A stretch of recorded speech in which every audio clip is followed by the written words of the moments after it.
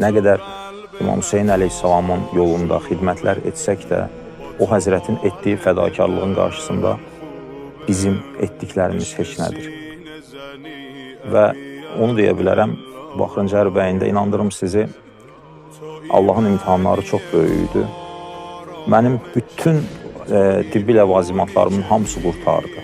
Mən özüm artıq Kərbalanın girişində özümün ayaqlarım açıldı. Maraqlı bir vəziyyət. İdman ayaqqabımın altı şey oldu, ayağımı vurdu.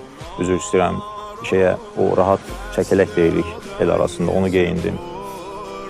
Ayaqlarım açıldı, mən baxdım ki, mənim heç bir şeyim qalmayıb. Orada səyyar tibbi şeylər var, çadırlar var. Girdim, gördüm ki, yox.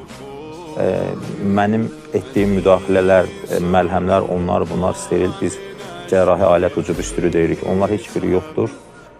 Və sadəcə bir sarğı edərək özüm Kərbalaya hər iki ayağımın altı suluqla girdim.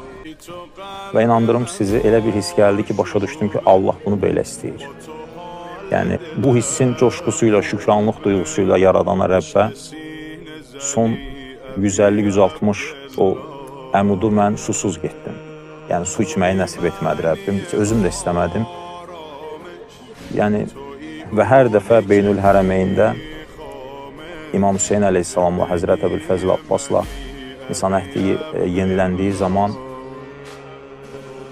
çox özüylə o qədər, nə bilim, həyatda mən elə sevindiyimi heç düşünə bilmirəm.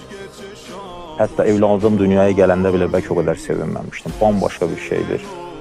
Yəni, Allah Teala İmam Hüseyin əleyhissalamın bu dünyada ziyarətini, qiyamətdə şəfaətini bizlərdən ayrı salmasını deyirəm. Və nə yaxşı ki, Əhl-i Beyt əleyhissalamın yolundayıq və bizim Allaha ən sürətli bizi çatdıran İmam Hüseyin əleyhissalam kimi həzrətimiz var.